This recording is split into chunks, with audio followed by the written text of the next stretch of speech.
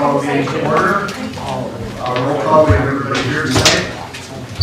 Additions to the agenda, we have numbers 5 and 6 under business, and numbers 2, 3, and 4 under personnel. Is there anything else? No, those are all we have right now. Okay. With those additions, I would entertain a motion to adopt. So moved. Second by Lou, and second by Bruce. Any further discussion? Hearing none, all those in favor signify by saying aye. Aye. Opposed, same sign. Motion carries. District 741 is proud of.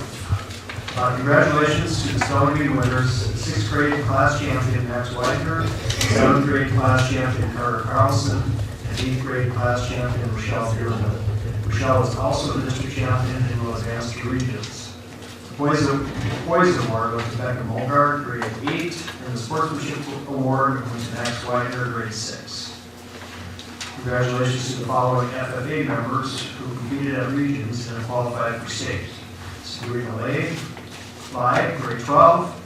First place in prepared public speaking, Brittany Butch, grade 12. Second place in job interview, and Peter Waltz, grade 9. Second place in creed speaking.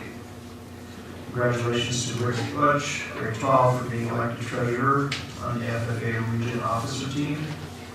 Congratulations to the 72 choir members who participated in the vocal solo and ensemble contest on February 25th. And congratulations to Kari Heff, grade 11, for earning an honorable mention for best of sight at the vocal solo and ensemble contest.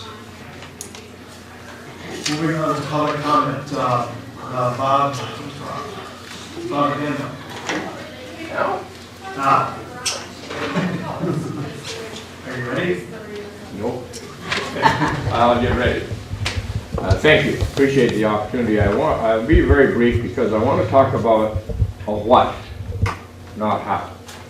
I'm not smart enough to give you the how, but I will read a couple of excerpts from an October issue of the Wall Street Journal, and it says, among other things, that the Obama administration gave a $249 million grant to a company to build batteries. And then they sold them to Boeing. That's my humor, please, it's not relevant. It's not in here either, anyway. In the Bush administration gave a battery company named A123, and perhaps some of you have heard of this. Their intent was to design batteries that would be suitable for putting in cars. So if you charge them and run them and charge them and run them, and you get the idea. That was in 2007. And then came the $245 million grant from the Obama administration. Now, in the failure of the A123 battery, China gave a bailout offer to A123, and that deal fell apart. And here's the interesting part that I want you to be relevantly aware of. Johnson Controls, the Fortune 500 giant, will now pick up the pieces and finance A123's bankruptcy. Johnson Controls received a $299.2 million grant from the Obama administration in 2009 to build advanced batteries. Parenthetically, to be built by A123, if that's relevant to your research here. Johnson did to build advanced batteries. Johnson Controls won't go under, but does the company with a 2011 net income of $1.6 billion really need taxpayer subsidies? I've only run this to acquaint you with the lack of poverty by JCI. I want to express a frustration that I have had and continue to have from reading the newspaper and accounts of our school board. I have as much interest in this school board as anybody you know, except the members on the board of directors. I do believe we are missing a chance to sort of put the JCI squabble, quibble, debacle, there's another firm word somebody else used. Fiasco. Huh? Fiasco. Fiasco, that's it. Somebody told me that one and I didn't remember. Behind us. We need to stop the liability myth I'm not a hairlet, that's myth. And we need to make movements toward adjusting the money that's involved in the payoff that went to JCI to satisfy the needs of the school district and disgruntled taxpayers, of which I am one of. Now, the idea is that we have, and I read this in the minutes of December 18th board meeting, this board, and it said, the board has moved on from the JCI issue. We hope the public will move on as well. Those are wonderful ideas, but it isn't happening. And so my challenge to you, and I'm going to repeat it, says stop the liability myth. Make the money or tax revenue adjustments that will benefit the school district and dissident taxpayers. The how to do this will take some dialogue, it'll take some courage, honesty, and you are all capable of that. But I don't see it, and I should. It should be evident, it should be visible, and the sooner the better, because we keep dragging this dead horse before us, and it's not healthy. We need to be talking about curriculum. We need to be talking about new ways of heating plants, like earth burn. I mean, there are a lot of other things that need to be done to the exclusion of the JCI interval. So I mean this in all honesty. And I'm not sure this is a new thought. However, I want to tell you, this is the what. The how. It's yours. It's your turn. I mentioned 2 traits. You all have this. Courage and honesty. Use it. Please. Thank you. Okay, I think it's a policy to respond to public comment following meetings. So we will address that in our next meeting. We're going to move up number 3 under business. I think Jackie Campbell is here to tell us about dollars for scholars. Thank you for allowing me to come a little early. I do have a daughter that's testing in Taekwondo this evening, so if anybody I'm jumping ahead of. Again, I'm Jackie Campbell, the high school and middle school counselor, and I have Sherry Nelson, who runs our computer lab and does a lot for our students. Here to help, we're going to talk about and introduce you to the online version of Dollars for Scholars. And the website is behind the board, paynesville.dollarsforscholars.org. Jackie? You certainly can. Yes, please do.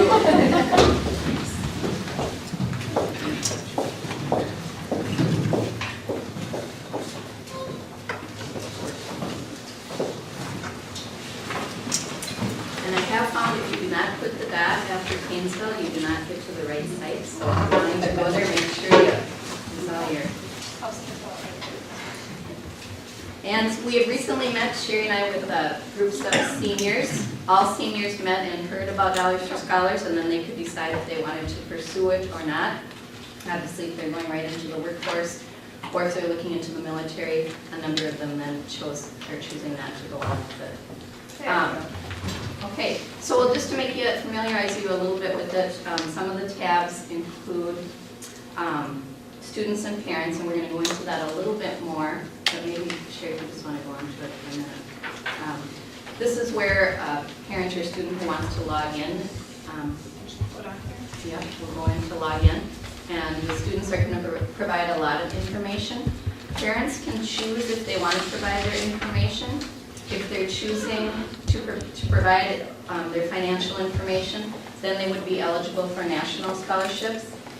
If not, they won't. That's a Dollars for Scholars policy, not ours.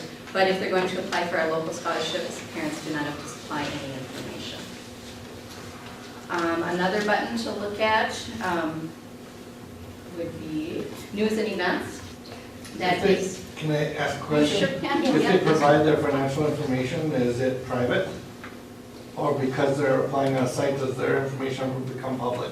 I don't think it's going to be public, it's going to go to the places that they're applying to. So if somebody is nervous about it, it's not? No, it's not going to be available to me or anybody but the scholarship people who are making decisions based on financial consideration. So, no, it wouldn't go to anybody locally unless they were applying for one that we, and locally we don't look at it. So it would only go to national and the people that are looking at it nationally. Okay, the news and events has information on our students that have received scholarships and what scholarship they received. So this is last year's recipients. And there's also, I just want to mention, there's also possibilities for local advertising, and then donating now explains how individuals or groups that might want to get involved can find out more. If you wanted to get more information, you can contact Mrs. Flora or Mr. Janata at these tools. And chapter contact contains the same information, those two contact names. About us. About Us tells just a little bit about Dollars for Scholars in our community. And it's got recent pictures from last year's graduation, so. Okay, now I think we'll go to the PDF. Okay. And now we're going to share with you just a few things about what our students are going to see. And it does say it's a one-stop shop for Cash for College. It's, we found it to be a very friendly website for students and pretty user-friendly. Sherry's been real instrumental in helping with any questions that students have had as they started looking for scholarships and started going through the application process. We actually have a number of students who've already started completing their information. And we know that because Annette Stang is getting the requests for scholarships, for transcripts, excuse me, that will go along with the scholarships. And so she's already gotten several of those, and they don't get to that till they're almost completed with their application. And that also has been printing out all the kids' scores, all their GPA information for the past 4 years. And so she has put the report, and the kids come back to me, and then they actually put it into the system. So students and parents who are wanting to submit their information, go to the student and parent login, click to log in, and then go through a process of just completing information. Obviously, they're going to put that they're applying for Paynesville scholarships and entering their residential information. And there is a dashboard that they can go to that explains, the dashboard is kind of shows you what you've done and what you still need to complete. Right here, financial information transcript. It'll tell you requested, not started. It'll also give you like the percentage of how much they've completed out of the entire profile. And it will also tell you scholarships that you might be a good match for our students. These fields right here are all the ones that they have to complete. And then the shaded colors tell them at what percentages that they still need to complete the information. If they have a asterisk, just one asterisk, then it's not required. If it's double, then they do have to provide that information. So they can decide, the more information they're able to provide, the more this site is helpful in finding those scholarships, both locally and especially nationally. Some screens. We did talk about how important accuracy was. Activities, we've told them, you know, all the volunteering that they've done throughout the community, every little bit of activity that they've ever done is very important to put in there. The system is going to tally up and actually give them like a score that helps base how the scholarships are given. This is not a good time to be humble. We want them to share what they've done, be proud. Brag. Yes. And then their employment. And then they're going to provide information about their goals, plans for the future. And then if some of them we know have had unusual circumstances, some tough things that have happened, maybe had an extended illness or something else that has caused them to have a hard time maybe for a year in high school, and if they would like to share that, that could get them some points so they could make up for maybe a deficit in another area. We know some of our students have gone through some pretty difficult challenges. And we did tell students that they are to add, Annette Stang is the one who's going to do all our transcripts. She's putting them in, so that will go out to our local scholarship committee. References, what cover Yeah, they are also required to ask, we ask that somebody in the school be their reference because it does ask a lot of educational questions. So they can submit who they want that sent to, and then Dollars for Scholars will have that sent directly to that person asking. And we did talk to the students ahead of time about make sure you're asking your reference and letting them know that you're going to be getting something by email, and if that's okay for them to be their reference. A teacher just let me know today, they said, boy, is that slick. She said she got an email, she clicked on the link for it, she went right in, she was able to write the whole reference and just submit, and it's gone, and the students aren't able to see it, read it, change it, anything. And she said, just poof, it was done. So she said that was really nice. And then they can always start looking at scholarships as they've completed, and they also can go in and make changes if they need to. If some things happen where they need to add something or delete something that they've included, they can still do that.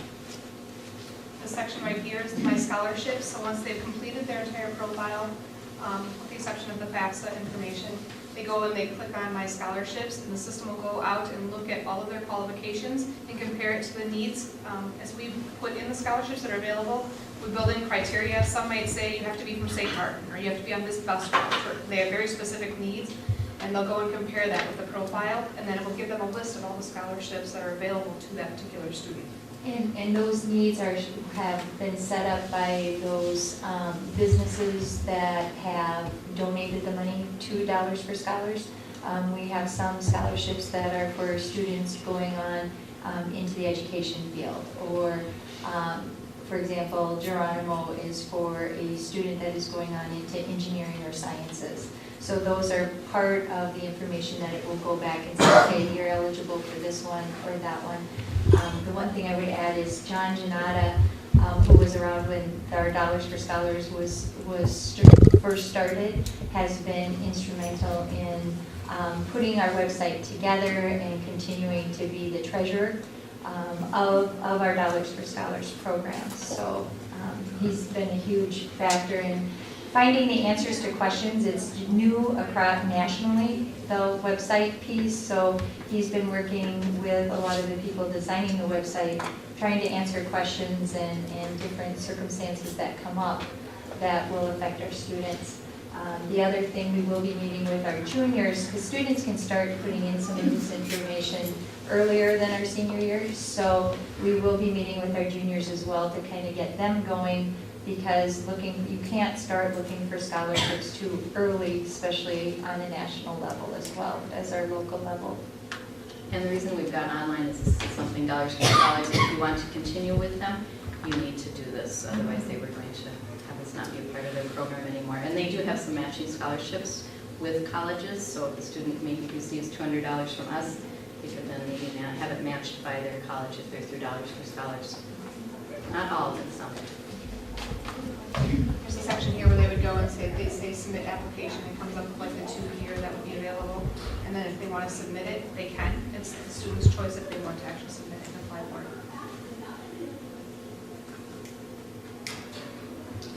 Reference that. That's all. Any questions? Thank you very much for letting us share that information, and thank you for letting me know. Thank you,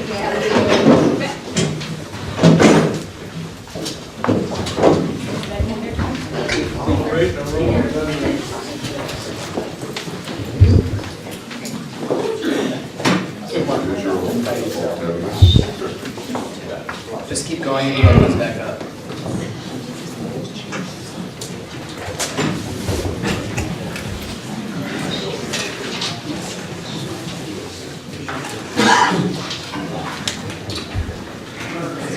All right, we're going to, I think we forgot to approve the correct minutes from the February 26, 2013 board meeting. So we're going to go back to item 7.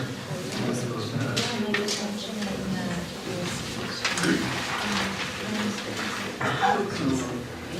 Okay, motion by Deb to approve.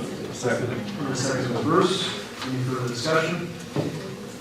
Hearing none, all those in favor, signify by saying aye. Aye. Opposed, same sign. Motion carries. Number one under business, respond to public comment in the February 26th board meeting when Darrell Larson addressed us. Since there was really nothing new, we had responded on, as Bob pointed out, on December 18th at our meeting to a previous comment by Darrell. And since there was really nothing new in this presentation, we're just going to refer back to those December 18th response, unless somebody else has anything to add. Okay. Number two, under business, discuss the Mets construction lawsuit and determine course of action. At the current time, the school district is in a lawsuit with Mets Construction Management Inc. In order to settle that lawsuit, they are asking for $14,000. That was the last offer that I heard. At this time, the board has four options as I can see it. You can go to court and let the lawsuit run its course, and the reason for the lawsuit is that Mets Construction believes that District 741 owes her money for services rendered by her. The board has felt that they did meet the obligation of the contract and thus owed her no money. In order to settle the lawsuit right now, like I said, it is at $14,000. There's really four options that I can see to take care of that. One would be to go to court and let the courts decide whether we owe her the money or don't owe her the money. If we go to court and we win, my feeling is that we will still lose over what she is asking right now. I believe in court costs alone, it will be over the $14,000. That's after talking with our district lawyer. I do believe that it would cost us more than what she is asking. If we do go to court and we lose, we would still need to pay Mets the $14,000, but because the way the contract was worded, we would also need to pay her legal fees, which could also be substantial. We could table it and not make the decision at this time. We could also negotiate, but we have tried to do that at this point with our district lawyer, and this is as good as at least we have at this particular point, but that would be another option of the board, is to make a counter offer for that, but we have done that already, so I'm not sure that would accomplish anything. So at this point, I'm looking for direction of the board on where we should go with this particular piece. If we wait any longer, we will build lawyer fees. So if the board is going to decide that this is something that they just want to take care of, then I would say that we should do it now before we incur any more attorney fees. So how much have we accrued? I think at this point, with our answers to her questions, we have probably spent about $4,000, a little over $4,000. So at the fees per hour, it adds up pretty quickly. So if we settle, then that cost should be about $18,000 to the district. I would guess that would be pretty accurate to what the total cost would be. It'd be in there someplace. There's some, it's 14. I think it's about 4,300 if I'm not mistaken. But yeah, it would be around that if we settle. And that's if Mets were to take that offer. That's the last offer we had, but I'm not sure how binding that type of thing is. That's what we had offered her already? We have not offered anything at this point. That is what Mets Construction said. Their lawyer said that would be the least amount that she would take.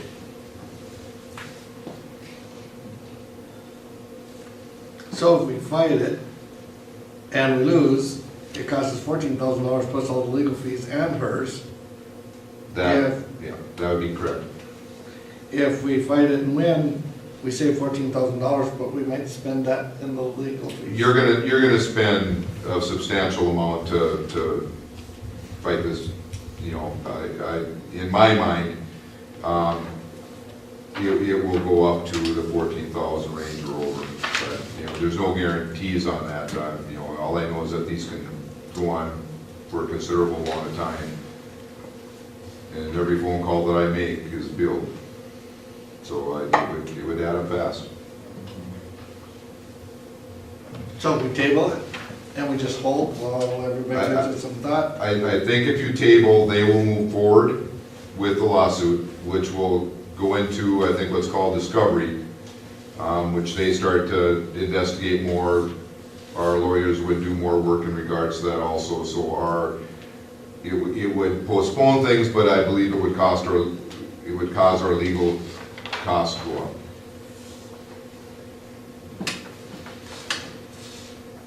So if we settle for the 14,000, settle with her for 14,000 for them, If that is accepted in the end, yes, then we would be done. we would be done. If I take them to court, continue with this, it'll cost us a minimum of 14,000. Well, I mean, I'm not a lawyer, and I don't know how long this would take. All I know is based on how fast I've seen things go right now, it won't take very long to reach the same amount that the settlement is. So I can only guesstimate, but all I know is that it will add up fast, and as you start discovering and defending, it takes time to do all that. Why not?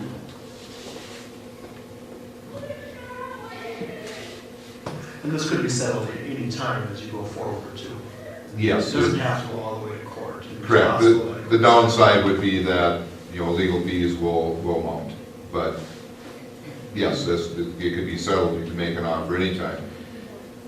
I don't know if she would take any less than that. That's what we have right now. We did try for other amounts, but this is the last piece that I have.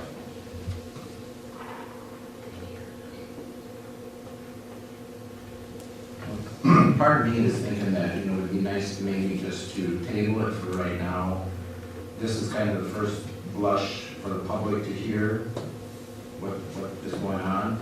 Maybe through the process, maybe there will be some people with more other ideas or more of a, we kind of got ourselves into it with Johnson Controls. We're trying to do what we thought was best about settling and not putting the district at risk of thousands and thousands of dollars. This is another thing where, it's a contract. We all sat here to the contract. We went through the issues.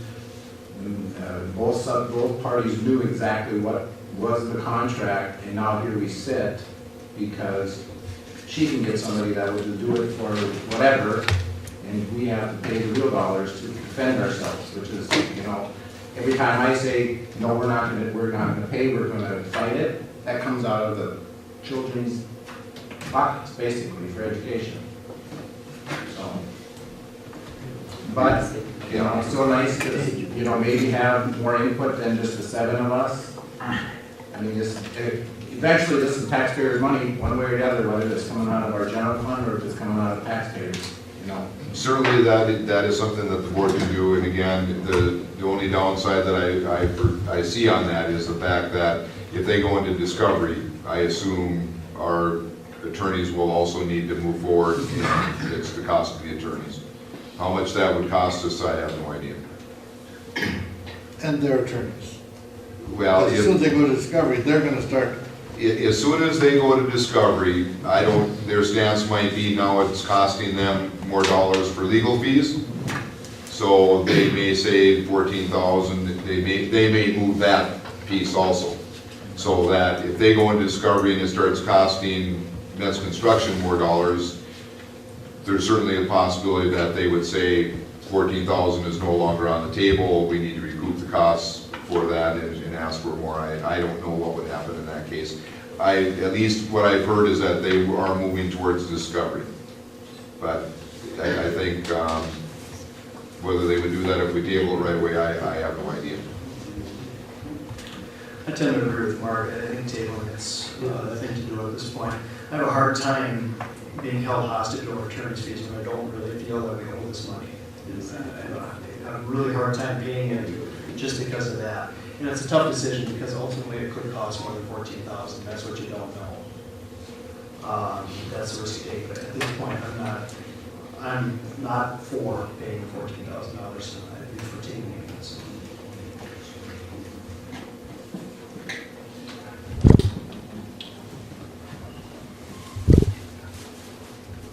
If the board takes no action, then in essence, you have tabled it. So again, it's really up to the board on where you want to progress with this. well, I agree with Dave, I think we should take it.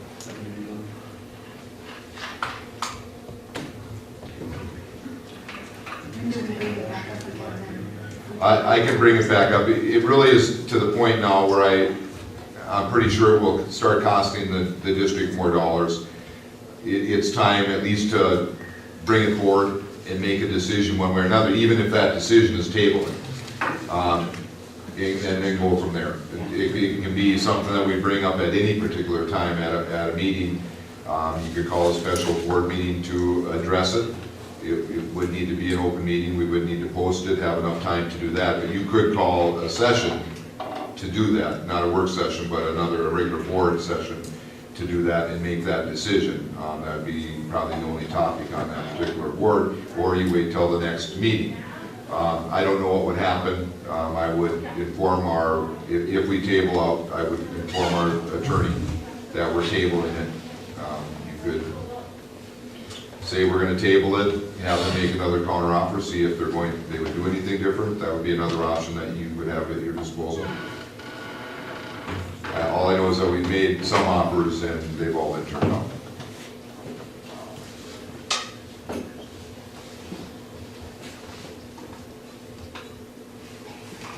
And I do realize this is not an easy decision, but we need to decide one way or another, even if it's tabled. So for a couple of weeks, until the next meeting, if we table it, we at least, three of us may not be totally into the contract and stuff, but Well, it's not I just think the in contract. fairness, we need to look, and maybe we could table it for a couple of weeks, and we decide 2 weeks from now whether we table it again, or. Maybe before this we sends a take action. message to her too by tabling it, I think that this is, you know. been there and done. Yeah, I have no idea what the reaction would be. My guess would be, at least based on all indications that I have, is that they would move forward into discovery. But I don't know that for sure. That's just at least what's being brought to my attention through our attorney. I make a motion that we table this, that we have it as an agenda item at our next meeting. And we can decide if we need it to continue being tabled, or if we have obtained enough information to make a decision. That sound fair enough? I'll second that motion. Okay, we have a motion by Bruce, did you get that? I'm saying Bruce made a motion to table it and have it as an agenda item at the next meeting. Do you want more description? That should cover it. Okay, and then a second by Mark. Any further discussion? Hearing none, all those in favor, signify by saying aye. Aye. Opposed, same sign. Motion carries. Moving on to number 4, review and consider approval of superintendent goals for 12-13 school year. I did bring my goals to the attention of the board at a previous meeting, and I don't remember which one. So I just want to give the board another opportunity to take a look at it, give me additional suggestions. If there are no suggestions, I guess I would ask for approval of my goals. If there are suggestions, then I would say we would add them, and then I would bring it back at the next board meeting. I have some suggestions, a little paper heavy, so I'm having a little trouble coming down with it. Here we go. I wonder on 3, C and F, if they might be maybe the same thing, not that it's a big deal. But when we had our retreat, we talked about a strategic plan for the district briefly. I think that could be an agenda item. Yeah, I can certainly add that on there. I would be a little leery just because that's a big thing. The strategic plan is a big project where certainly I would recommend that we involve the community and a lot of people in that particular piece developing our strategic plan. My only concern with putting it on this year, certainly Long-term goal. Certainly it would be next year, and I certainly don't even mind putting it on there as something that I will start to look at on how we need to do it. But that will take some time, and it would take more than just so the board's aware, it would take more than just putting it on there. I have no issue with it being on there, as long as the board is aware that that's a long-term goal. That's something that we need to involve the community and a lot of people in. So maybe it goes to long-term goal, because we also talked about a a board policy manual. Yep. And then, you were working on the Affordable Health Care Act.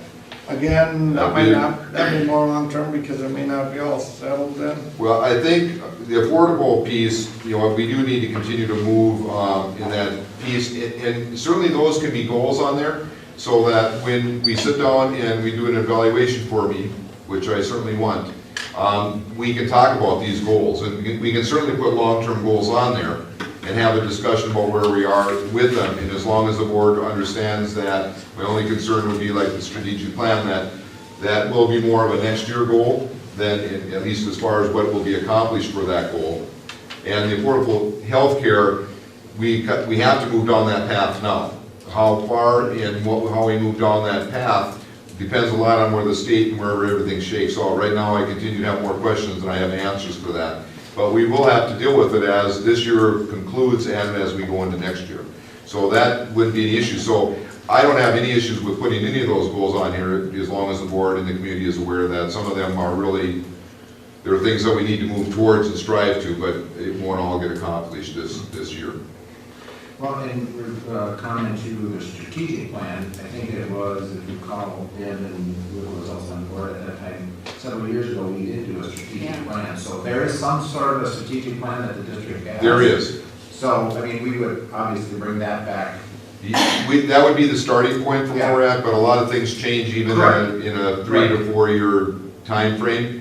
And how we do it could turn out completely different from the way that you did it last time. There's a lot of ways to do that. Hopefully we get a lot more community involvement in it this time, a lot more. I would certainly want the community involved, because it doesn't just involve the school. I mean, what we do as a school also affects the community, so we do want to get that piece in there. And I think one of the things that we will be doing, that I will accomplish this year, I do want to start doing surveys, and that survey, I know that I want to survey the students and the staff and the parents, but I think also the community will eventually be involved in a survey too, so that we get their input on their thoughts on the school system.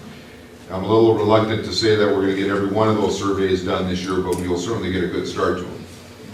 So that we can start, again, that fits into our district goals of baseline data.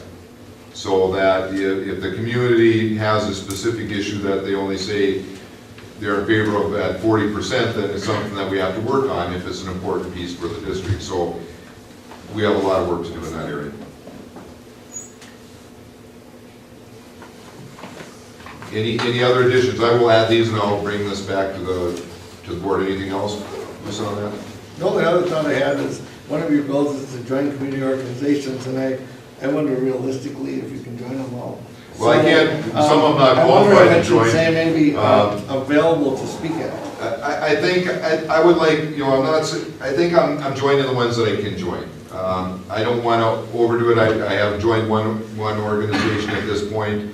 I think my hands are full right now. I would be a little reluctant to join anything else just because I'm running out of time.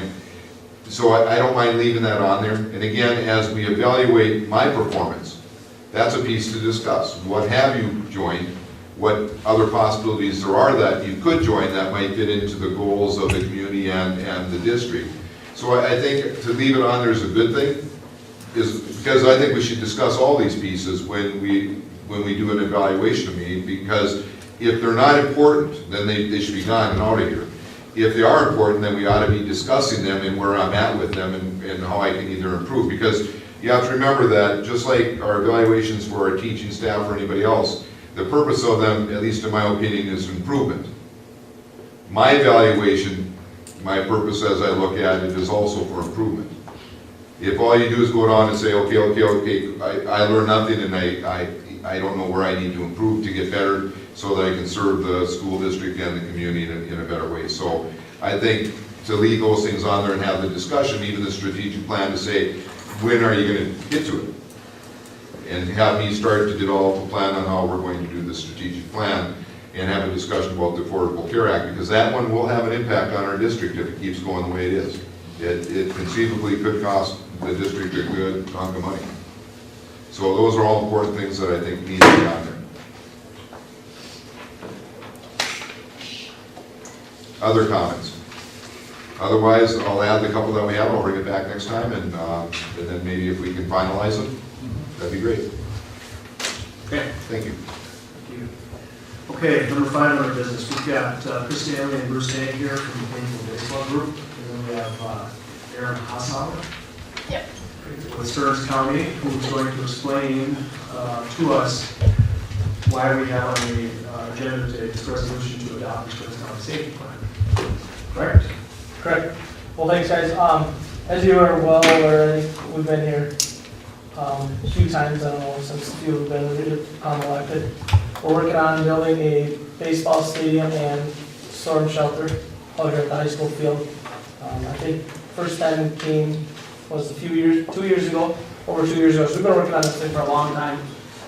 What we're working on is a grant application through FEMA for a $460,000 grant, I believe. And so we've got about a $750,000 project that we're working on. The granting portion of it is for $469,133 is what we've applied through FEMA for. We've worked on getting the grant application done. We submitted it a long time ago. It's been reviewed a few times, and now we've answered questions. The biggest issue that came back was we were not eligible for funding because the city of Paynesville had not adopted the county's hazard mitigation plan. And that's kind of where Erin comes into play is she put the hazard mitigation plan together basically now for the county, and that's been taken care of. The city adopted it, the city worked with it, did all that, so that was great. We thought we were eligible for funding. Then they came back last week, a week ago today, I think, said, you're not eligible for funding, the school district has to adopt this plan. I'm like, no. Or there was a whole bunch of other stuff we could do working with the city, and the city has to, which became a real pain in the butt. So, hence, I guess I'd like Erin maybe to explain. Erin's here, she's the director of the Stearns County Emergency Management, and she can give a lot of their explanation on what this resolution actually does. Excuse me, if I could just say one thing, just so that everybody's on the same page.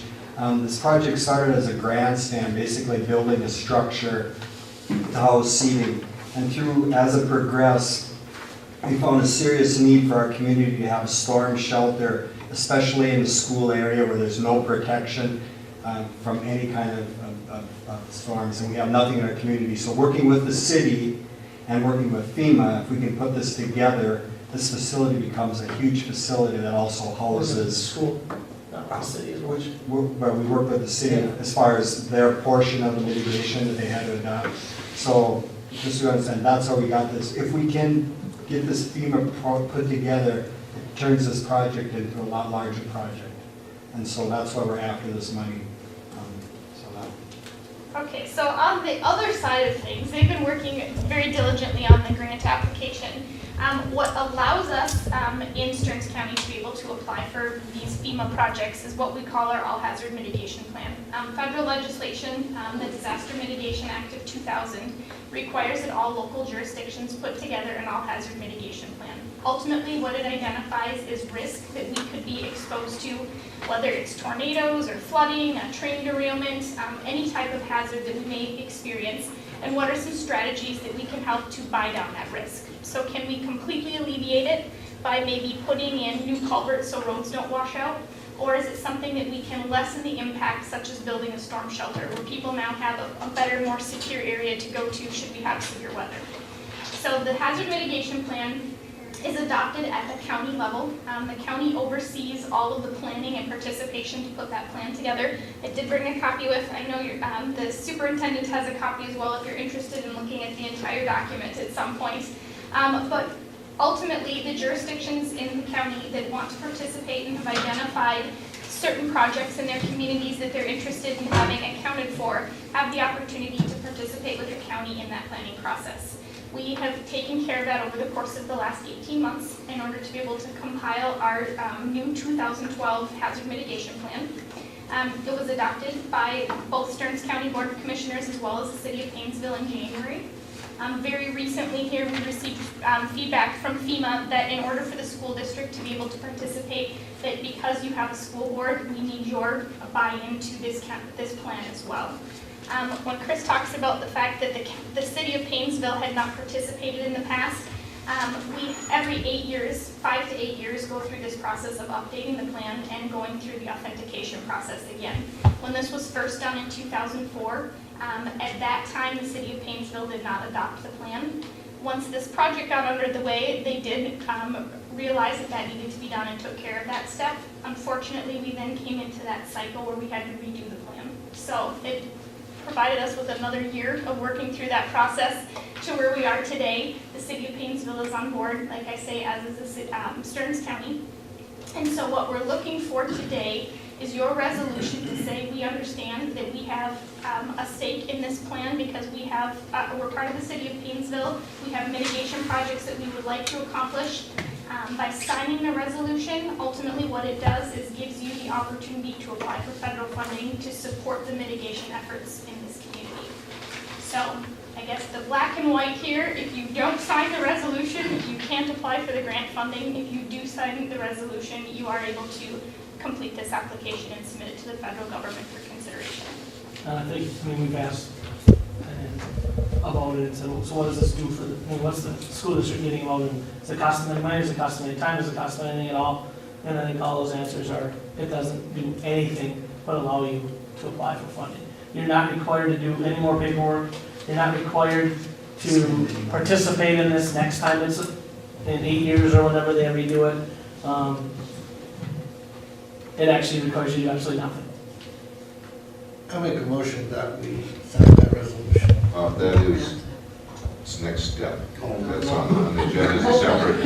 Well, I guess, if you want it, as an update of where we're at too, because I think that's the first agenda item that you had was just as an overall update. Yes. We are continuing to push through this. We finally got word last week. I believe after 2.5 years of working, I did get an email last Monday, stating that they had 7 questions that they wanted answered. We needed to get answers for, and we had 1 week to get those answers back to them, or we were no longer eligible for funding. So it was nice of them to give us an entire week to do all this. We were able to put it together. We do have all the answers. And then we also did get on Wednesday the email stating that, well, you're not eligible because the school has to adopt this plan.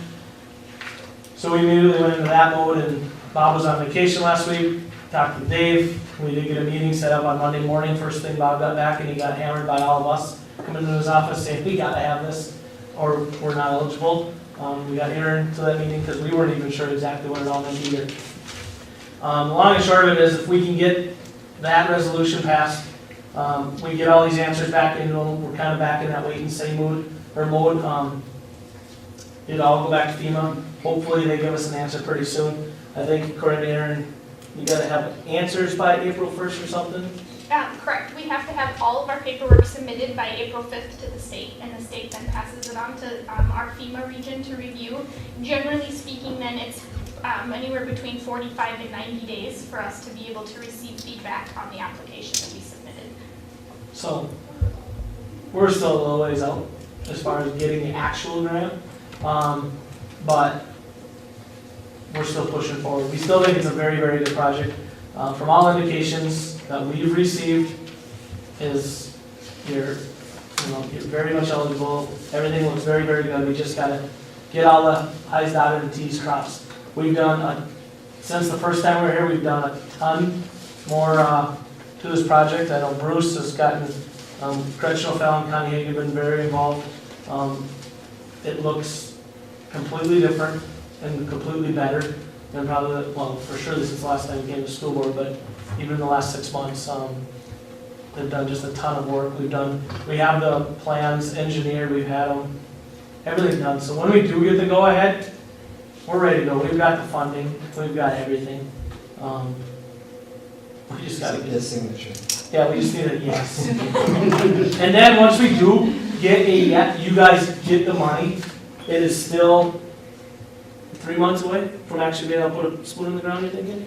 So what happens, once we receive the notification that you are eligible to receive that funding, we'll get a grant agreement that comes from the federal government to the state of Minnesota, and the state of Minnesota gives it to us. We sign it, turn it back to the state, they give it back to the federal government, and then you will get a notification that says everything is clear, you're ready to go. At that point, construction could begin.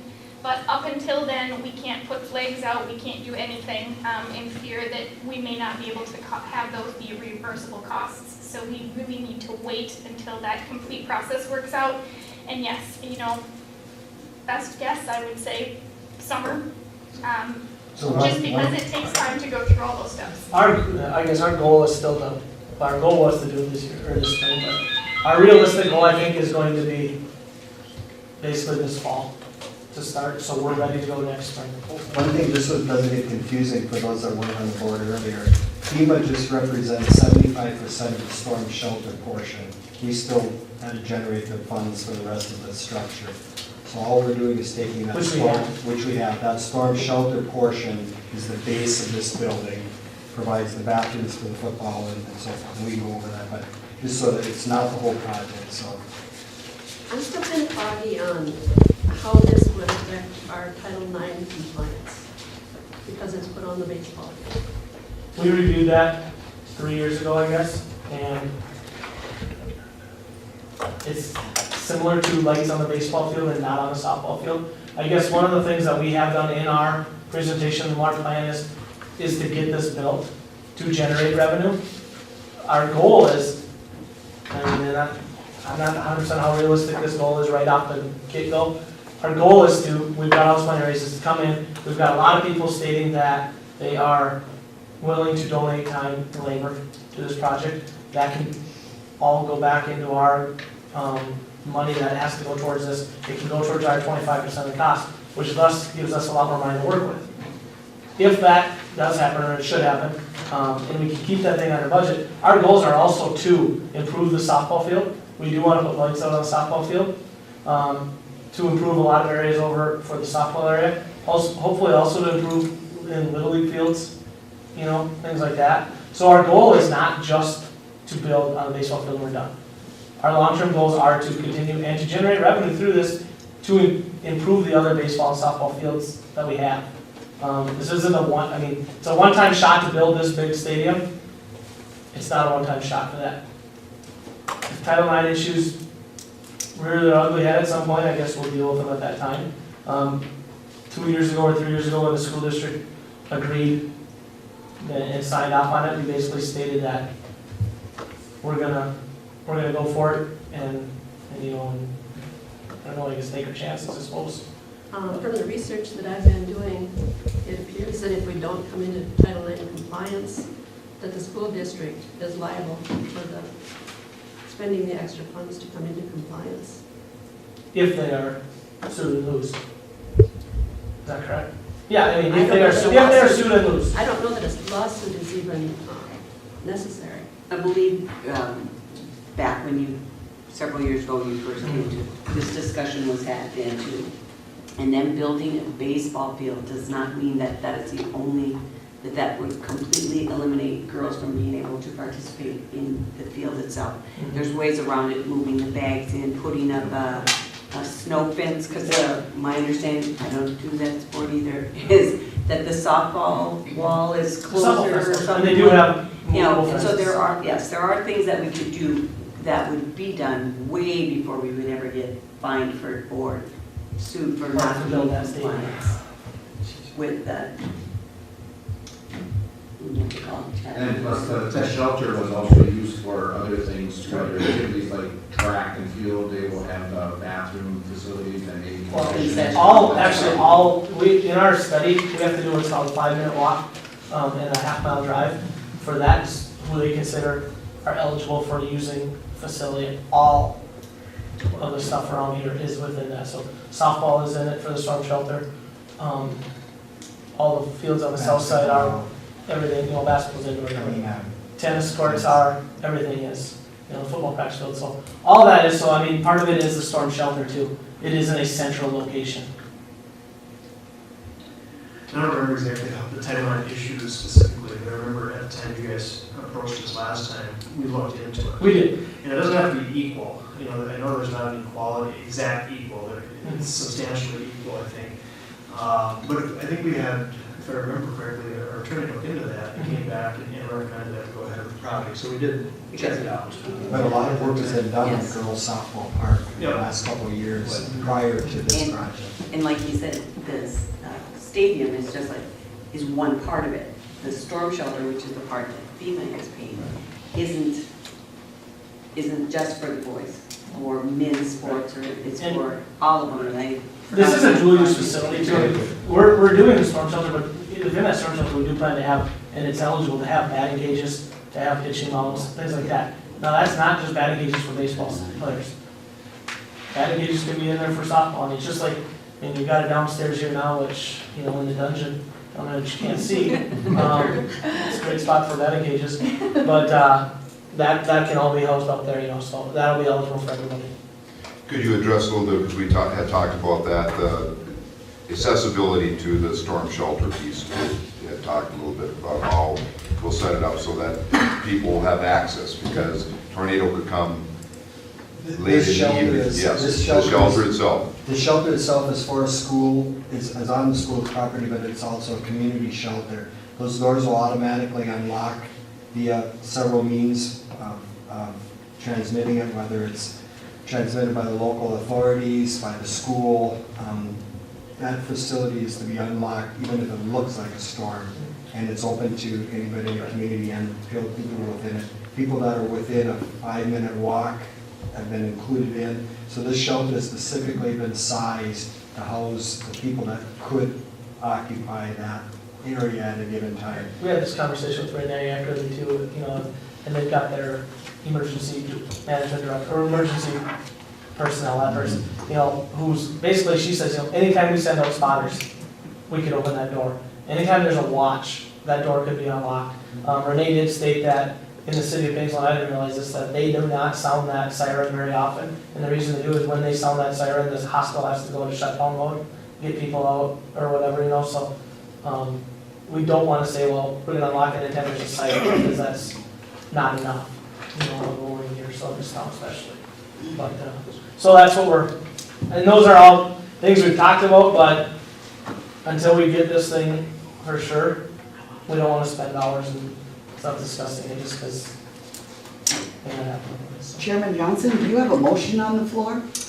No, we haven't. We had divided the agenda into two pieces. One was the discussion piece, and then once we close that, then we would move to the motion. We do have a lot of additional new pictures and stuff that anytime we can show, but they're not going to see them, I don't need to see that. Do you have something you could plug in here? or- I can, I mean, I can show pictures of it if people want to see the new drawings, but if you spend enough time on it. So we can see the pictures. Sure.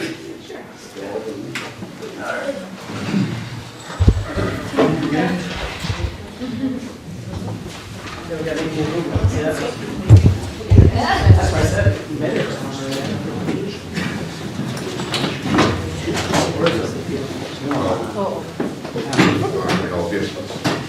All I would do is make it a mess.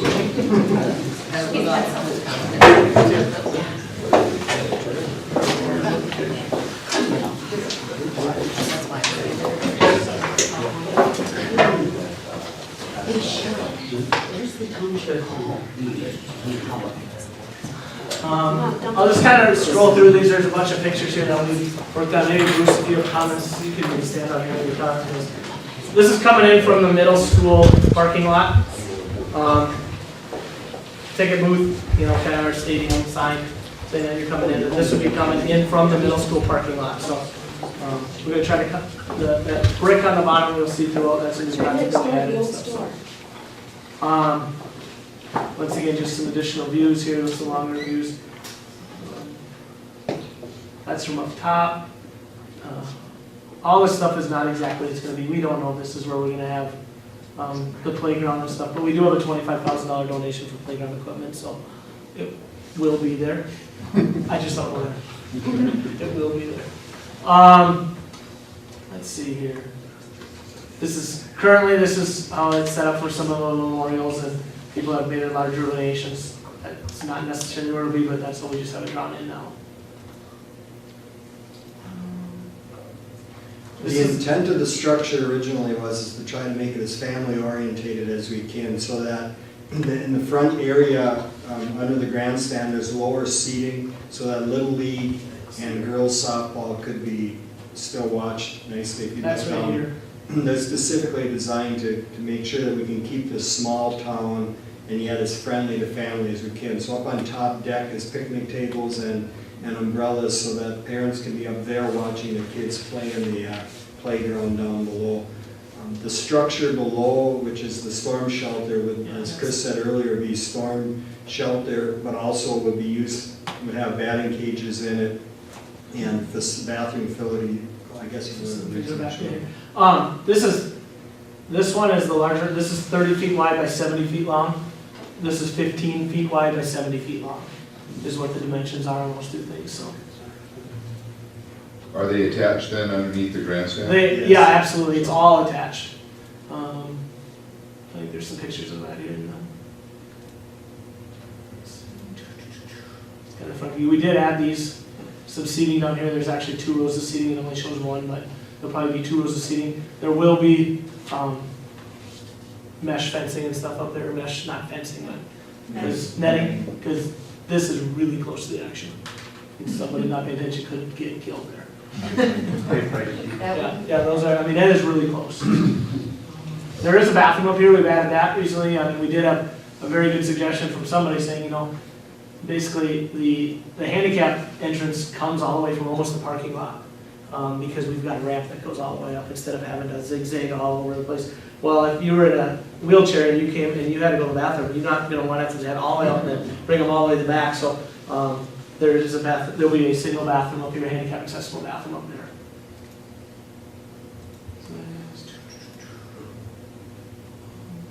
Just the view. We did take a lot of time. Bruce, Dwayne Olmscheid, Dale Hess, myself, Scoops too. I mean, where we did a lot of thoughts. You probably saw us maybe even out on the field a few times with looking really stupid on some ladders and things like that, because we did do a lot of work taking a look of, if you're up here in the concession stand should have a view of the entire ball field, the scoreboard, everything like that, because we do know how much time people do put in the concession stand, and usually it's moms or dads, and they want to watch the game too. They can't, so we've taken a lot of time. I know that just for my own home life, it'll be a lot better if my wife can watch the game when the Panthers play all the time, so we did take a lot of consideration on that. This is kind of looking, this is the 15 by 70 section, and over here is the other one. Here's where the bathroom, you come into the bathrooms, everything, it's all connected behind here. These are all going to be poured concrete walls, insulated walls. The Spanacrete walls, the storm structure portion below is with the Gretchen and Connie went with the theme of trying to give it the old-time ballpark look and then ties it in with your school. The bathrooms are facing the football and the track area, so if the school decides to use it during football, you'll have shelters, whether you want the other team to be able to sit inside during halftime to just using the bathrooms. Or if you don't want to sit outside.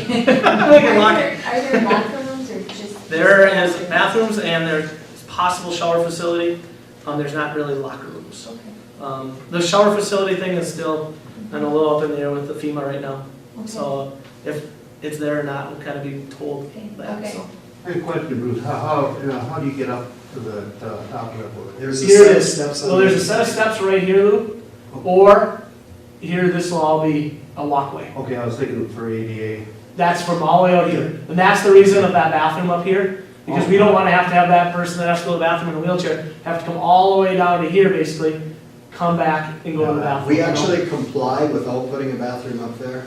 Oh, absolutely. We do, actually. We do comply without it, but it's, building inspector. just makes sense. So. Good question. Let's see here, yeah. Where the playground is currently, Yep. is that visible from the softball field area or the track area, or is it on the opposite? From the track, for sure. Yeah, it's not, the track is right here. Right there. Okay. This is basically where the track is. The idea was with the lighting is that if you wanted, you could have that lit during football games Yeah, if you so that's what, choose. that was what I was wondering. Right now, this is where the batting cage is sitting Okay. and stuff, so. Maybe one more, yeah, I mean, this is open, it does cost a little bit more money to have, I think, this, that bridge there, but the ambiance of it looks pretty cool. It's also a good way for the kids to get into the ballgame. Otherwise, we will be building berms. You may have seen our beautiful berm that we have over here. It's gonna be better, I promise. This one over here is gonna be a lot higher because we do have to build it all the way up to the top. So it will be a lot bigger berm on this side. It will enclose the ballpark a little bit, which will be nice. And that's where that walkway is kind of coming right down that berm, so. Pictures, yep. That's it. It is gonna be, if the structure, if we have it, it's gonna have a pretty cool look from the new 23, as you oversee it on the 23, that'll be highlights.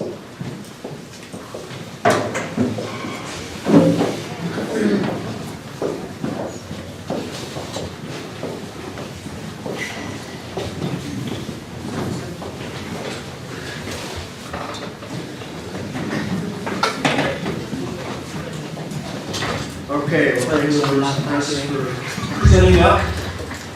And it's my understanding if FEMA does not go through, that it's still a project of some scope. Correct. But it's just those Yep. different projects. It's just gonna get a lot smaller, and it's not gonna be perfect for storm shelter. We're calling on Aaron to get that through. Correct. No pressure. No pressure. All right, is there any further, any more questions for Chris and Bruce here before we move on to number 6? Okay, and which we'll do. Number 6, review and consider approval of resolution of Paynesville School District 741, adoption of the Stearns County All Hazard Mitigation Plan. Motion by Lou. Second. And second by Bruce. Any further discussion? Hearing none, all those in favor, signify by saying aye. Aye. Opposed, same sign. You will need to sign I'm this. sorry, that's a roll call vote. Linda? All right, Kellogg? Yes. Roll call vote. Mark? Yes. Deb? Yes. Dave? Yes. Lou? Yes. Bruce? Yes. And Cheryl? Yes. Motion carries. Okay. Moving on to personnel. Number 1, review and consider approval of Valerie Miller, paraprofessional, 6.5 hours per day, effective March 4th, 2013. This is a special ed para position we do need to. It's elementary, right? Yeah, elementary. Motion by Deb. Second. And a second by Lou. Any further discussion? Hearing none, all those in favor, signify by saying aye. Aye. Opposed, same sign. Motion carries. Number 2, review and consider approval of termination of Mike Dietrich, van driver, effective March 4th, 2013. Termination is such an ugly word, but we really couldn't come up with anything else. It's really. Leave is what you should have in there, instead of termination. Anybody read that thought he was fired, but he wasn't. Yeah, it's, and I'm not sure that leave, because it's really not leave, there's no position Well, available right now. Not necessarily, Donnie, he may work next year, right? So that would, He's looking for another job. and then we're in a kind of a gray area there. If a person leaves and comes back, how does that affect his sick leave or his seniority? If he's terminated, that's a different story. But if you take a leave and waiting for another, he could still work this year. We don't know, another driver could That's true. be off ill or something to take his place. So you've got, I don't know. We'll do a little bit of checking on how we should word that. because anybody read that thought he was fired, I know he was. Yeah, no, but this, I wanted to make sure that everybody understands that this is not about performance. This is about the fact that we just do not have that particular individual that he was At driving this time. for. At this time. That changes day to day, tell me, I'm telling you. So what I'd say is that we will look at the word termination. All I know is that this time he does not have a position. Yep. So what you're voting on is just to say that he no longer has a position. In the minutes, we will correct it one way or another or have another discussion. on But this. now, why would you want to do that then? If next week we have a need for it and we have to bring it back? Well, we'd have to, either way, because we're no longer paying him. He's no longer on our docket because we don't have a position for him at this time. But that'd be no different than a substitute teacher probably, right? Well, no, substitute teachers are different in that there's no position for them. They come in and they serve. For him, we hired him for that position. We had no idea that that would end. The position itself ended? The position itself So why ends. is he even mentioned? Why isn't it, he will no longer be working because of the termination of the position? Yes. That's language we handle. We're not terminating the person, we're terminating the position, which will leave him without a job. Without a job. We'll come up with wording that we believe needs to be fit into that under the condition or circumstances. So what you're doing is in essence agreeing that The job is gone. the job is gone, we don't have a position for So it. he's no longer working? Yes. He's not really bargaining for it. No, van driver. No, they're just hired for They're not as large. the particular position. So, there's no leave to come back to, but we'll come up with a way of wording it that explains what it is, and it's not about performance. We understand that. This is not about performance. So then why aren't we just saying it, just like when we eliminate a position for a teacher or something? That we're eliminating this position, and which will leave so-and-so without a job, without a position. I mean, whatever term you want to work, because it's not him that got fired, because that position is not there anymore. We will reword it, and it'll be corrected in your minutes for next time, so you can take a look at it. Didn't do a motion. No, I'm not making a motion. Motion by Lou. I'll second it. Second by, It seems like, why don't we just state it and make a motion Yes. if it's time for discussion on really what we're doing rather than something that's restated in our minutes? Would that be more appropriate? Yes. We kind of need to make a decision. We should do what so we're you're thinking. suggesting to revise the language of the Yeah. item right now, and I think what Deb said, to terminate the position is good language. Okay. So you want to say terminate, Not. you can't say van not- driving position, because there's a bunch of them. Terminate the position held by Michael Deaver. Yes, we're terminating the position held by Michael teacher. Maybe use the word though. Position held by. Pretty much covers it. Van driver effective March 4th.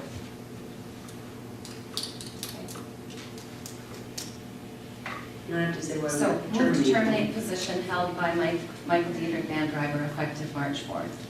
And Yeah. just to clarify, I might just say position/role, because it is a specific role that he was. St. Cloud route. Or just run. That sounds Yeah, right. probably 2 minutes. Sounds fair to me. Then you guys don't have to figure out how to word it. Sounds good. Okay. Hang on, now make the Yeah. motion again. I'll make that motion again. Okay. And I'll second it again. Motion by Lou and a second by Cheryl. Any further discussion? Hearing none, all those in favor, signify by saying aye. Aye. Opposed, same sign. Motion carries. Number 3, review and consider approval of resignation of Paul Hess as the 8th grade softball coach effective March 12, 2013. We're bringing this to board because we had hired him for the position. I want to clear that, he's resigned, and we will post for the new position. Motion by Mark. Second. And second by Bruce. Any further discussion? Hearing none, all those in favor, signify by saying aye. Aye. Opposed, same sign. Motion carries. Number 4, review and consider approval of the following targeted services assignments effective March 5, 2013 through May 2, 2013. These are all targeted service positions. They generate the income required to pay for them, so it is at no cost to the district. Very similar to all the rest of the targeted services pieces. that would be okay before. So moved. Motion by Deb. Second. Second by Lou. Any further discussion? If I said I didn't quite get targeted services. Targeted services or after school hours, I don't know, Dave, if you want I to was fill in a little bit. gonna hit on that. Yeah, so during his reports, he'll give you more on targeted Okay. services. Any further discussion? Hearing none, all those in favor, signify by saying aye. Aye. Opposed, same sign. Motion carries. Okay, on the information reports, Dave. Okay, well, a couple things before I get into targeted services. Yesterday, we held our annual kindergarten roundup, and this year we kind of changed it around a little bit. We had it in one day from 12:30 until 7, and we had a pretty good turnout. It helps to give us a little bit of idea of what our numbers are going to be for next year, and so I think it was pretty successful, and we had a lot of help with volunteers and our staff putting that together. So April 9th is our Jump Rope for Heart fundraiser that Mr. Brandt is putting together. I think we do it every 2 or 3 years, and information will be going home in the newsletter and home with students. Targeted services, I was just going to hit on that a little bit. We're really excited to be able to offer these services, and what it is, it's programming for students to receive academic help and social skills help. And so every student that participates, we're able to generate a certain dollar amount, and so the more students we have that participate, the more staff we can have to service those students. Right now, our targeted services includes a PATS program, and it's Paynesville area targeted services, and that is mostly for first through third graders, working on academic skills and social skills, and we do that throughout the school year in different sessions. And then we also offer that program in the summer for those students, and the students are identified through a referral process with the staff. And then, and that service is about 20 students right now. And we have a morning team program that we have 2 special ed teachers they've put that together, and that meets in the mornings from 7 o'clock to 7:55. And that service is about 20 students right now, and they also work in sessions.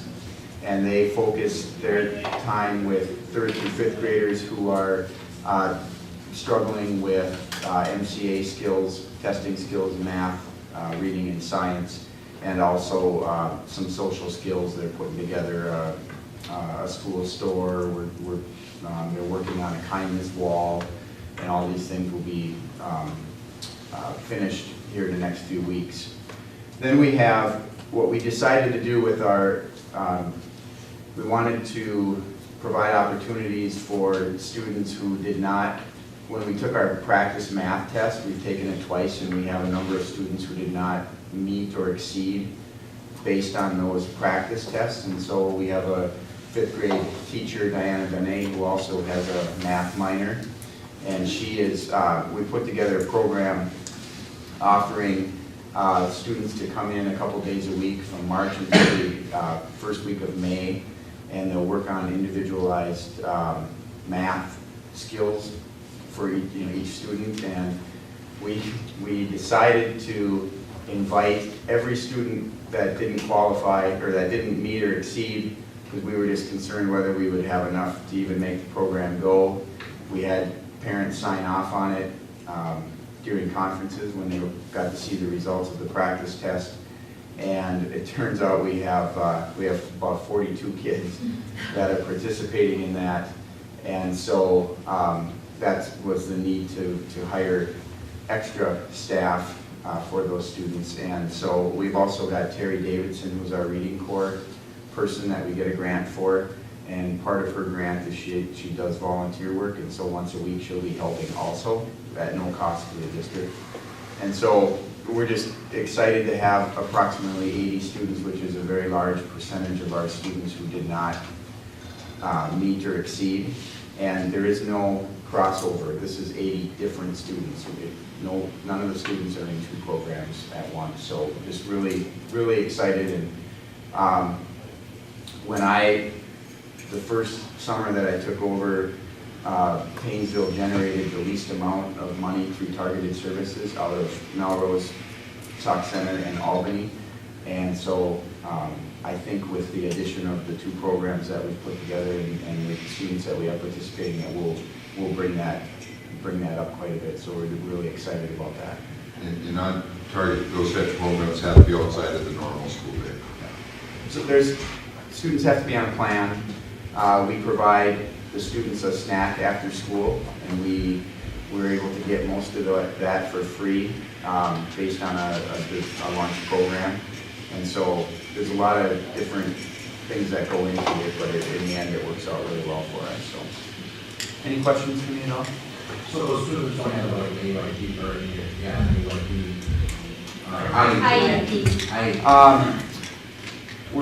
We try to target students who are more on the fringe of meeting the standards, and so there are some students, but it's based on teacher referral mostly, and so there's some crossover there. Anything else, Dave? All right, thanks, Dave. Lori.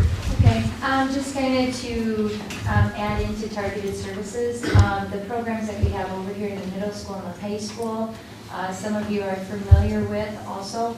That is the math and reading boot camps that we have in the summer. Those are considered targeted services as well. Also, Don Knoll teaches a remediation math program for our juniors and our seniors that are struggling to pass the math graduation test, the math grade. Those are also considered the targeted services that come from this building. So they fall into that same framework. Going on, one thing I did provide for you is we did receive our Explore test results, and I'd just like to take a moment to look at those. This was an assessment that we left as voluntary for our 8th graders this year. I was very excited to see the results back. I'm more excited about continuing it into next year and having all our 8th graders go through it because of the value that I saw, not just in taking the assessment, but also the conversation. I met with each of the kids individually, went through their results, and just that dialogue with looking ahead. What do I need to work on? What do I want to do later on? And kind of creating a path, just that first step.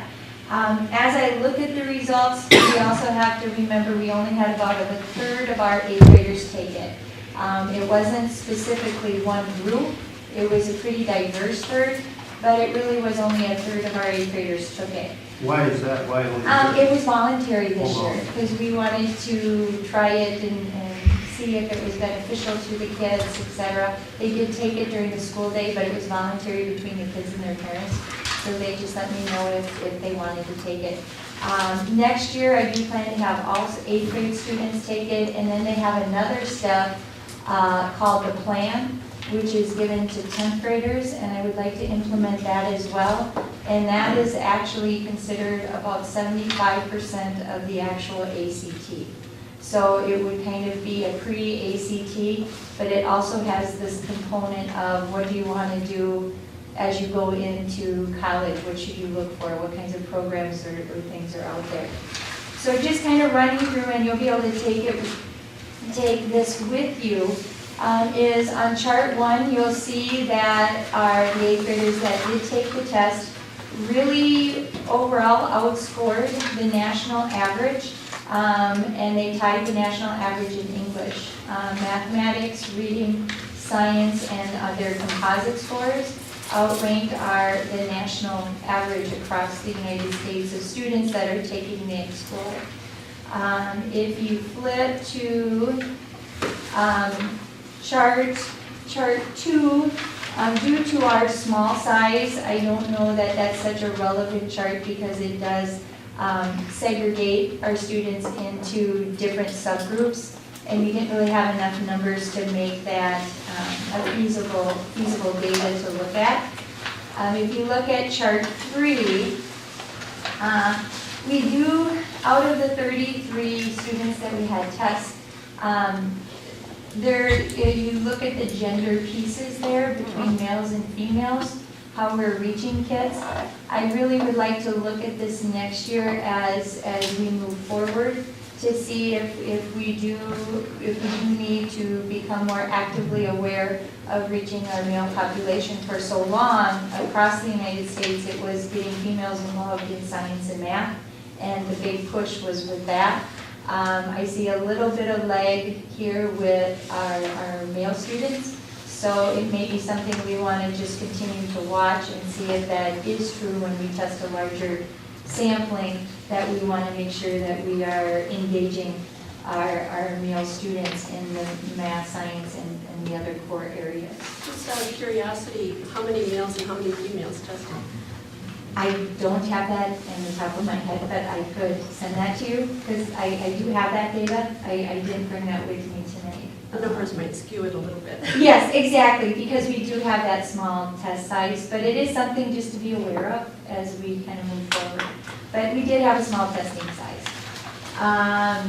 Then the other part of the test is they have about, I think it's about 25 different questions that ask kids, what are you looking towards after college or after high school, and what career options are you looking for or looking towards. So it kind of shows you out of the small sampling we had what those students in 8th grade are now looking at. You know, are they looking in business, technical career, science and technology, arts, or social sciences?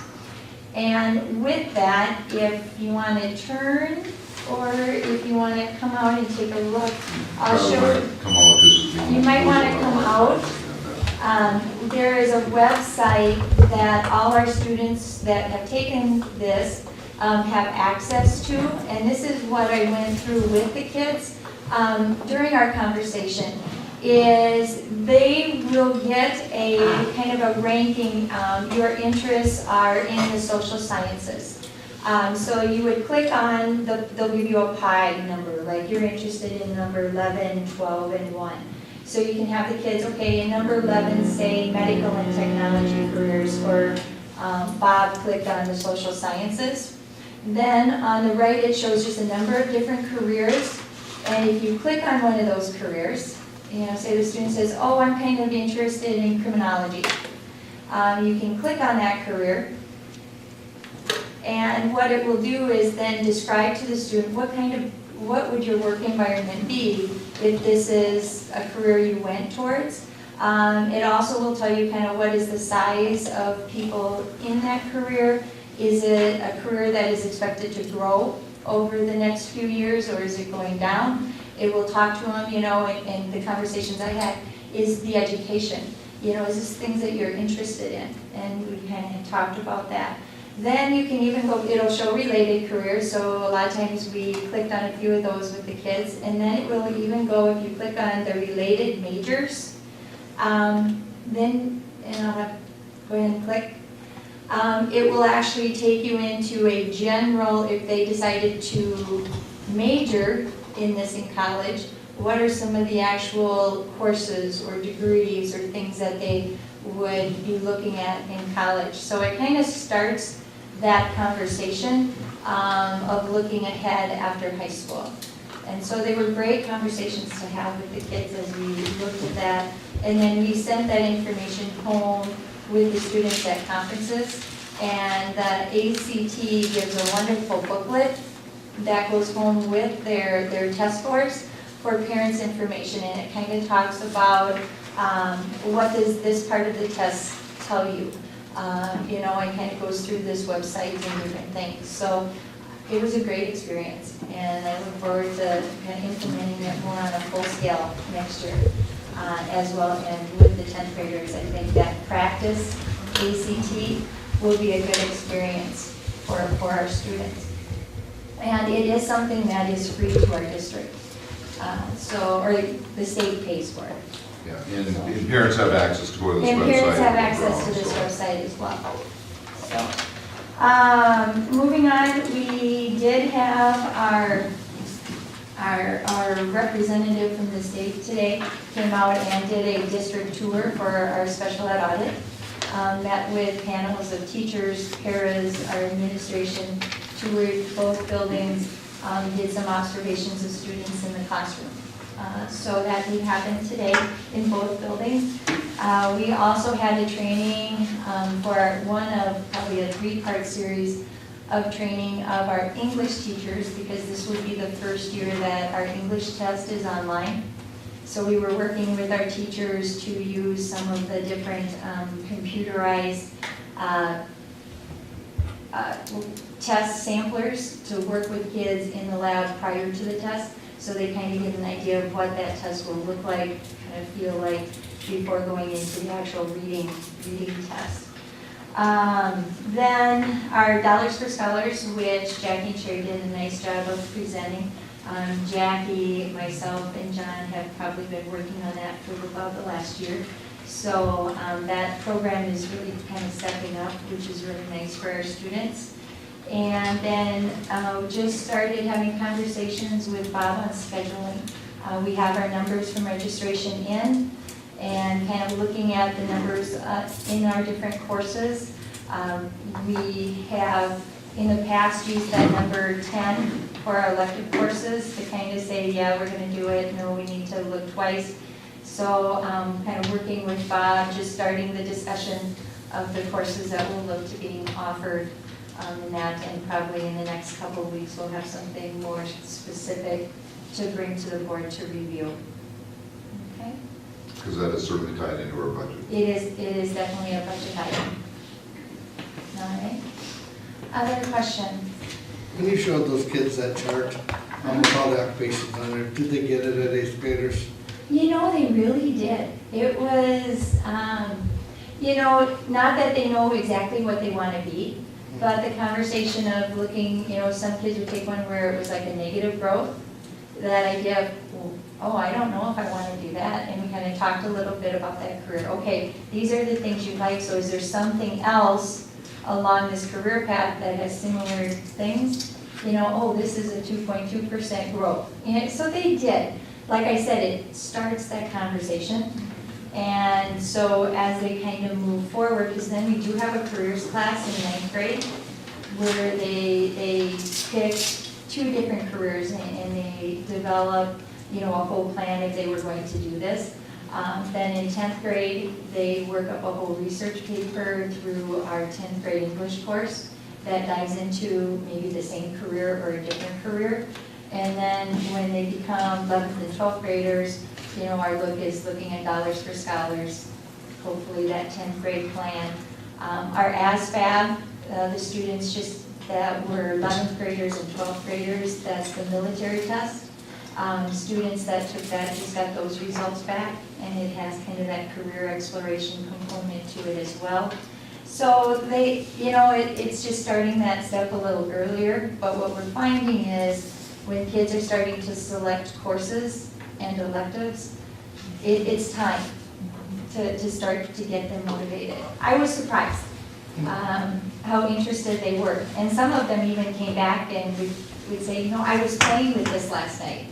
You know what I found. So I'm curious to ask some of the kids, you know, if they took it home and talked with their parents. I know we sent that home during conferences, and I haven't really heard back if they had some of those conversations or not. So that's kind of one thing that Mark's daughter took it. So, okay.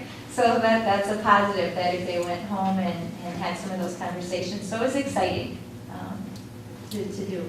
And it really is a good indicator on how we're preparing the kids for college. I mean, it really, the Explore test is a good test in that way, but it also can be a brutal test. Mm-hmm. And that really does show you if you're not going in the right direction.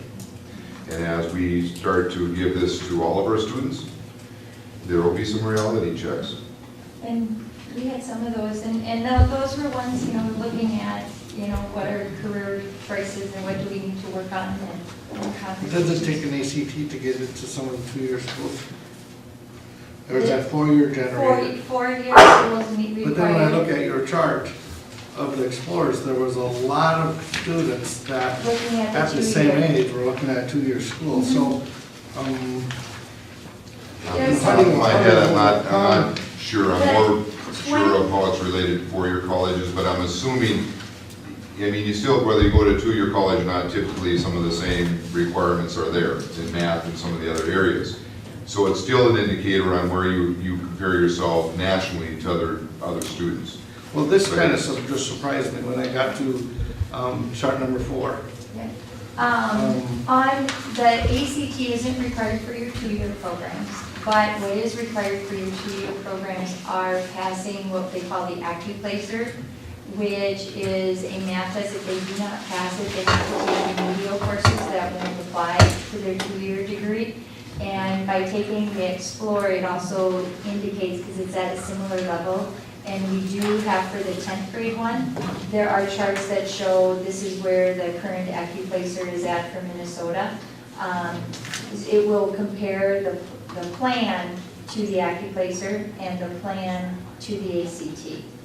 So there is a comparison that they have drawn when we get to the plan test. Well, yeah, and I don't mean to draw this No, out, that's but okay. if you take the number of kids that we're looking at a technical school and they don't need to pass the ACT, and there's a reality check for them, how do you avoid the situation where somebody that probably was a prime candidate for a two-year school gets disgusted with themselves? Well, I think Because they're in a different mode than maybe they're moving to. I guess if I'm going to in any particular direction, I would certainly want to know that. It would be better to find out in 8th grade, although 8th grade is really an important place because the research out there, if you're not ready in 8th grade, it's hard to catch you up for the rest. But if you don't get that reality check and you go thinking that, well, I'm all ready, you're going to get that reality check down the road when you actually get into the school or don't get into a school because of that. So I think you have to have that, but you have to have the discussion. And I think though too, it doesn't make a difference if you're going to a 2 or 4 year degree. You still have to have your academics. Just because a 2-year course is not any less than what a 4-year is. You still have to have the academic background to get it. Actually, sometimes it's even harder in a 2-year because there's so much stuff that you have to learn in those 2 years for that profession. So, I guess he was saying is that this is more of a test to see how you'll do on your ACTs, which you don't have to take for a 2-year. but it still reflects how well you are doing as a student. Yep. They still need to have all their math And I would have to check, because off the top of my head, I'm not sure what the correlation between 2-year versus 4-year is. And we can check on that. And as much as But I'm assuming it's the same. the plan, not the Explorer, but the plan has a correlation between the two-year requirements for math and science and English, and then obviously the ACT. So there is a correlation that's given in the material that's given to the students in the plan that correlates with the two-year entrance requirements. So it does give them, but we did have a high percentage looking more into that. That surprised me. It did When the too. whole system appears to be heading people to a 4-year school. The one, Just for the short time and the things that I've attended, listening to some of it out there. yeah. And then all of a sudden I thought that kind of surprised me. It doesn't, I mean, I think that, 4-year college isn't for everybody, 2-year college isn't for everything. There's a lot of career paths available to students. Our goal is to make sure that no matter what career path they have, they're ready and can enter that career path and be successful. And the testing programs that we do for the state are more based upon them going to a 4-year school. No, they're really based more on minimum competencies, what is expected of any student when they graduate in order to be successful as an adult. They're really not based to enter a 4-year college. Correct. Okay. Thank you. Matt? All right. Since our last meeting, our spring brochure has come out, so I'll quick pass those out. I'll respect the time, I won't go over all the new programs or anything, but we have quite a few new programs in there. Just a reminder to put on your calendars, the talent showcase, April 14th. That's our one big fundraiser a year for the auditorium, equipment and program fund, and that's advertised in there too. The long winter or late spring, however you want to look at it, is helping us quite a bit in the fitness center. We've had some of the best February and March so far that we've had in quite a few years. And we feel that's, people finally want to do something, but they're tired of being cooped up. So that's actually been a positive for us. We aired episode 9 of BNCTV last week. That's on our webpage and on our channel, YouTube channel. Also, a new thing we've done is a coffee and conversation, and we have 2 pretty interesting ones, and we posted them in their entirety on our community website. We had one recently, which is a soldier's perspective on the war in Afghanistan. Connor and Monica Moore gave their perspective, and that entire program with all the questions and answers is on our website, so if you wanted to watch that. It's pretty interesting, their experiences both in Iraq and Afghanistan. So, other than that, keep it brief. Any questions or comments? Okay, thanks. Just wrapping up the winter seasons, so we'll be adding some more proud ofs for your next meeting, so bring some water or something. Our spring sports started, believe it or not, so softball's practicing in the gym. Track could start this week, but we don't have an indoor meet, and so our track programs decided to wait due to the fact that there'll be a while until they're outdoors. Baseball and golf will also start. The first week of April is the state athletic directors convention that I'll be headed to. I actually registered for an extra course in addition to that convention that's taking place at that on program evaluation. That's led by Dr. Craig Perry from the State High School League, so that should be a good conference. We had our conference meeting for the West Central Conference, which we belong to for athletics in February, and it was kind of the first time that I'd been to one that there wasn't talk about any kind of change in the conference, so hopefully there's some stability there. The new sections, competitive sections, came out just this past weekend from the State High School League. That's for the 2013 through 15 seasons, starting in the fall of 2013. Really, there's no major changes of sections except for baseball is now in a new section, a section that they had been in years ago.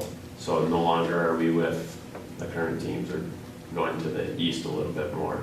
That's really the only major change. Otherwise, I'm just gearing up for the spring sports to begin and do it all over again. So I don't know if anybody has any questions for me. Okay.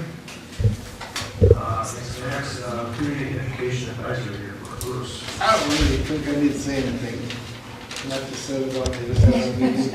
Okay. It was an hour and a half ago, so. All right. Kellogg, continuing ed report. Well, my first meeting was postponed, Oh. so maybe next time I can do it. All right, moving along. Bob. Mine will be fairly short also. We're in the process of working on the budget. We met with PMA today to input some information that they needed in order to run their program. We'll be getting that back, and then we'll start playing the what-if game a little bit.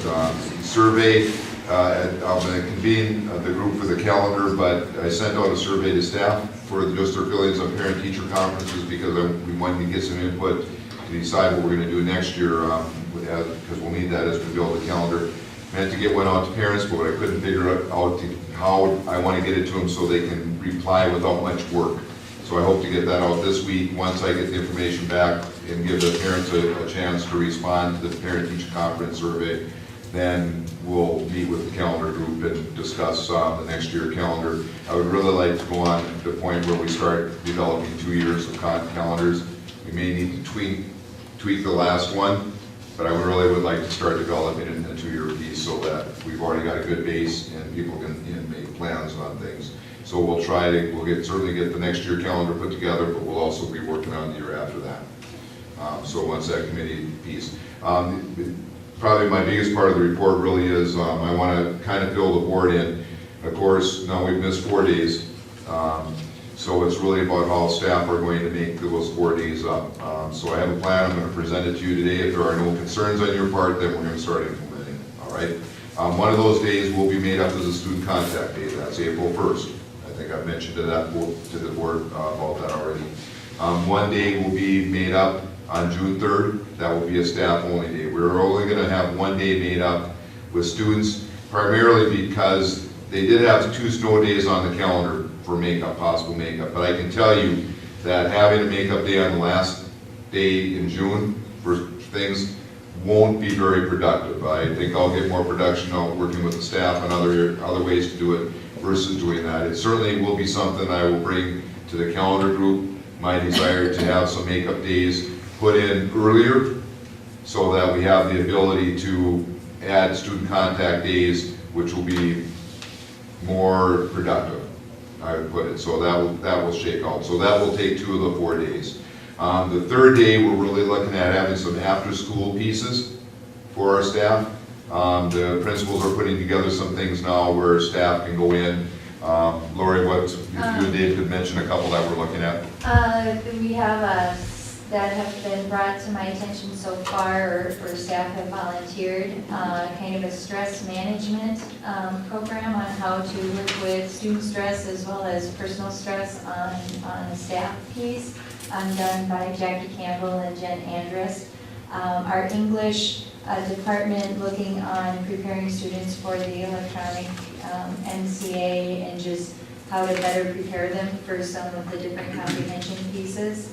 Also, staff learning how to use Learning Point Navigator, which is a program put out by the state in helping students in math, science, and reading practice for the MCA. Amy Flanders thought there are so many people that use the auditorium but don't really know what's available and where things are at, and in order to keep it a good functioning area in our school is doing a theater tour of our auditorium and kind of looking at the soundboard, looking at the lights and some of the different things that it would be options for their classes or whatnot. A mental health program for staff put on by Dave Muchikanaus. Different, what we call student assistant team interventions put on by some of our special ed teachers on how to help kids that are struggling in different areas and giving teachers more tools. Then the other one was Dawn Knoll offered to do one on Google Docs, how to utilize Google Docs for our students in the classroom to help them be able to use the different tools, if it's research tools, if it's tools writing a paper, or just the venue of working on the same document with a peer from 2 different locations, but utilizing Google Docs in the classroom. And then I think David has some others. Well, we have some lined, I have 4 lined up already with West Central Ed. Doug Milloway, who's the director, is been doing in-service hands-on technology. He teaches a college course on that, and so he's going to come and do a program for us. And we have somebody coming to do it in-service on special ed, kind of an overview, regulations, interventions, things like that. And then with Dave Muchikanaus, Jen Weirs is also, they're going to tag team on a mental health, which will help teachers fulfill some of their relicensure requirements. And we have a teacher at the elementary who's a former social worker, and so they're going to work together on that. And we got some young teachers in K-1-2 who are looking at a book study on specific math strategies, math stations, and so we're going to be implementing that also. And there'll be more. We're going to meet later this week and finalize the list and get the dates out and give teachers the opportunity to sign up for those. We do want to make it worth the time of the teachers, so we're hoping to have them involved in setting up these things because we want them to work well for them. And that's where I hoped that we would end. But no, as it appears, we don't have control over Mother Nature, although I think we need to work on that one. We got the 4th day. Now, all of those after-school things would be great to be able to continue to do that, but that really would be asking a lot of staff. We have a lot of coaches that we're going to have to work around and other things. So we're going to have one day made up with the things that we just talked about. The fourth day, we will have teachers really come in before or after school. We're gonna make it a minimum of at least 15 minutes and a maximum of an hour, because I don't want, I want it also to be at a time when they might be able to help students, and that's all they're gonna make up. They will log their last 7.5 hours in additional time outside of the contract day, helping students and doing other things to prepare themselves and be a benefit for the students or themselves, but will be related to school. So that will hopefully cover all of the days.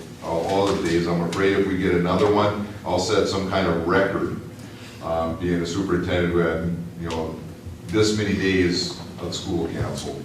So I'm really hoping that the weather will settle down and we can just get through this winter without anything else happening. So if there's any concerns, you can either, voice them now or give it, but I would like to start this as quick as I can so that teachers have the ability to start logging their hours that they need, and we can start putting things in place as quick as possible. That is my intent right now in order to make up the 4 days that we have missed. Any questions yet? I don't have a question, I just wanted to add that they were discussing this at their last staff development meeting that I attended. This was even before the last snow day. And it wasn't like they were struggling to come up with stuff that they wanted to. The staff always seems to have a lot of stuff they want to look into or want more information on, so I don't think that's going to be an issue, finding enough things for them to, useful things they want to learn. I have run this past the teachers leadership group, so they're very well aware of it. No concerns or some questions, and we've talked about that. I'd like to, with the board, I'm going to at least open up so that they can start logging the 7.5 hours that they would have to make up the 1 day. I am going to take it to the staff development committee just to go through there and make sure that they're aware and answer any concerns that they may have on Thursday. Once that's done, we will get emails out to the staff and say it's finalized, this is what we're going to do, so that they can start making plans also. Any other questions on that? Otherwise, just a couple of things. I do have a Great Start workshop tomorrow. That's the beginning of the first year superintendent's workshops that I've been attending. So I'll be at that particular thing. We are correcting baseline data, but it is going slower than what I had hoped.